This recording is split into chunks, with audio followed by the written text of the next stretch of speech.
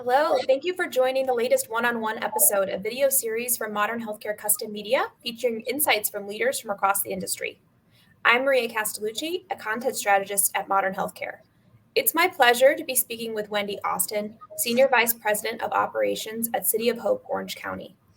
An executive with extensive experience managing top academic cancer centers, Wendy oversees the clinical operations of the Orange County campus opening this year and the network of advanced cancer care. Throughout her career, Wendy has led patient-focused initiatives that have positively impacted clinical quality, administrative operations, and medical research.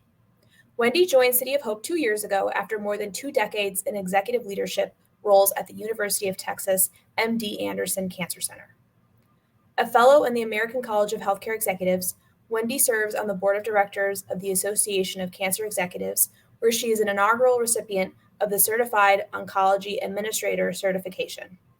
She is also the recipient of Oncology Nurses Society's 2022 Excellence in Cancer Nursing Management Award and will be honored at the ONS Congress in April.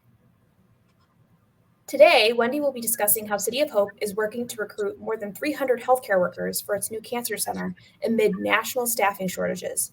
She'll also talk about City of Hope's commitment to patient-centered care.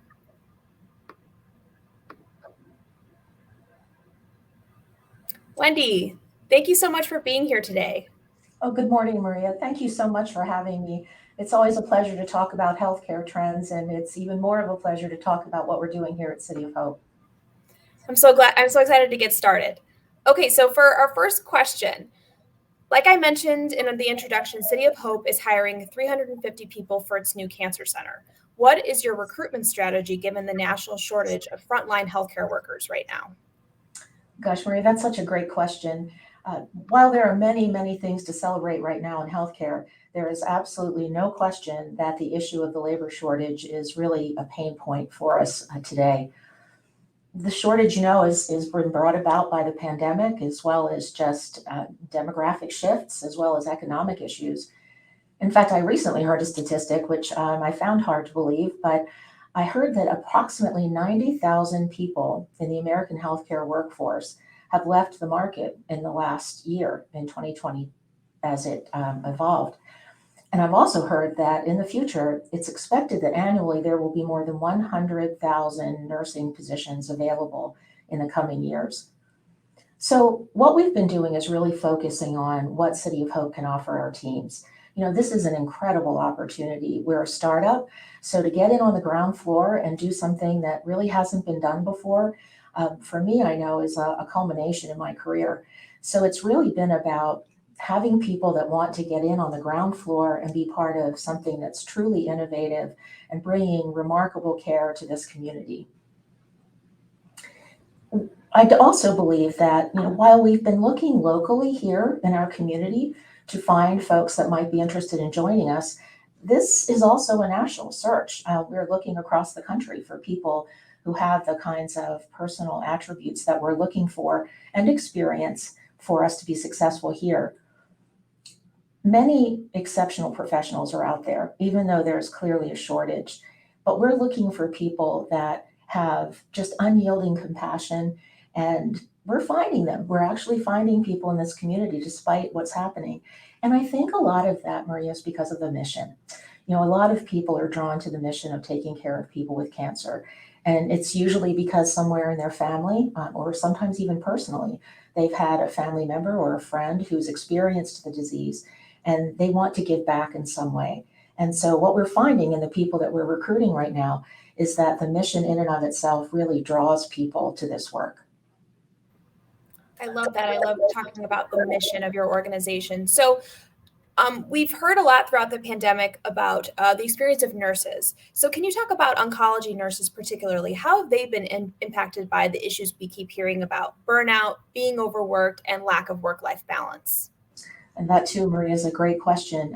As an oncology nurse myself, it's one that's really close to my heart. The way that I often describe oncology nursing to those who have never experienced it is that it's the toughest job you'll ever love. This is clearly a job that involves a lot of challenge. We do deal with people that are very, very sick, and we deal with people sometimes who are at end of life. But there's also incredible exhilaration that comes from being part of new treatments, being part of the cutting edge of science. That's the part to me that always drew me to oncology. Many of our patients are on clinical trials, so those patients are trying to pay it forward to other generations and other patients in the future by participating in those clinical trials. We also see patients these days that live many, many years, and many programs like ours are developing survivorship programs that are incredibly robust because of the number of patients that are surviving and living well following their disease. Now, that's absolutely true, that it is a challenge. But if you're someone who loves long-term relationships, who really loves to learn and be part of what the future holds, this is the kind of place that you want to be. I know that for me, it can be tough for sure, but we make our work-life balance here a real priority for our staff. The work is tough, but if we establish a culture of putting people first, whether that's our patients or our employees, we're bound to be successful.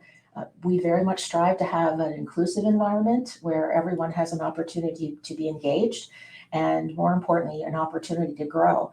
But oncology as a career is one that, for me personally, why I went into it 38 years ago was because it was all kinds of nursing combined. And so it's medical nursing, it's surgical nursing, it's radiation oncology. It's almost every kind of nursing combined. I always used to say the only thing it isn't is obstetrics, but when in my former employer had actually a physician who only took care of pregnant breast cancer patients. So you can understand that from a nursing perspective, it's really everything. And so if you're someone who really, really wants to engage with your patients and make a tremendous difference in their lives, oncology nursing is something that I think is even a calling in some way. And so people who love it, and someone like myself can't imagine doing anything else. That's great. I love talking about how it's a calling. So true. So let's shift gears and talk about the patient experience. Can you tell us about what City of Hope Orange County is doing around patient-focused planning? Can you first talk about what it is, why it's so important, and some of the challenges you've encountered and overcame? Up at our Duarte campus in LA County, there's something that's called the Golter Gate. And it says on this beautiful gate that there is no purpose in curing the body if in the process you destroy the soul. And I can tell you, Marie, we absolutely embody that in everything that we do. Um, we really believe that the patient's soul and their being is as important as the science that we pursue through clinical trials and our wet bench research. In fact, when we poured the concrete for the building, we actually gave everyone who came through the building, whether it was someone who worked for City of Hope or one of the people that was building the building, the opportunity to take giant Sharpies and write a message on the walls so that it would be memorialized, if you will, forever. And what people wrote was just amazing. People wrote things about the hope that they had for the patients that are being cared for here.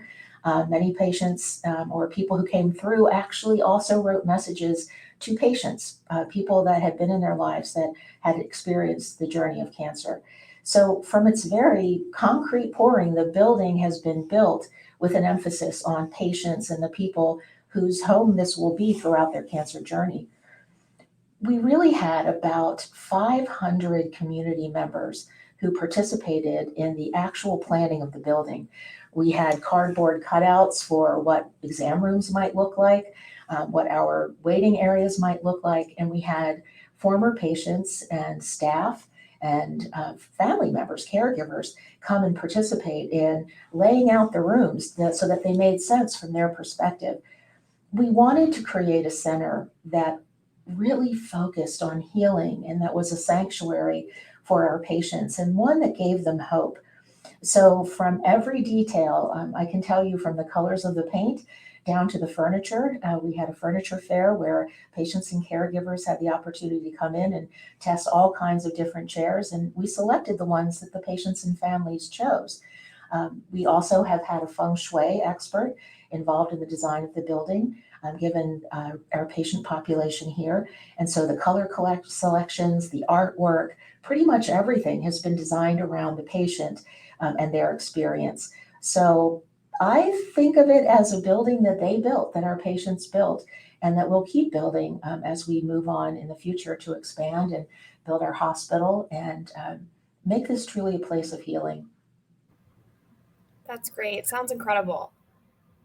So, what will patients experience at the new cancer center that they haven't before, and what are you most excited about? Oh gosh, Marie, there's such a long list. But I guess I would say that one of the most exciting things that's happening now in the field of cancer is cancer prevention, as an example, where if you think about it, it makes a whole lot more sense to prevent cancer than it does to treat it later.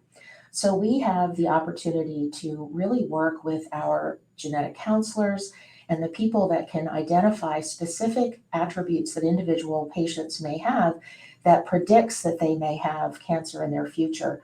And so being able to get on the ground floor of something like that and participate in something that could have such an incredibly significant impact on patients' lives is one of the things that I'm most excited about.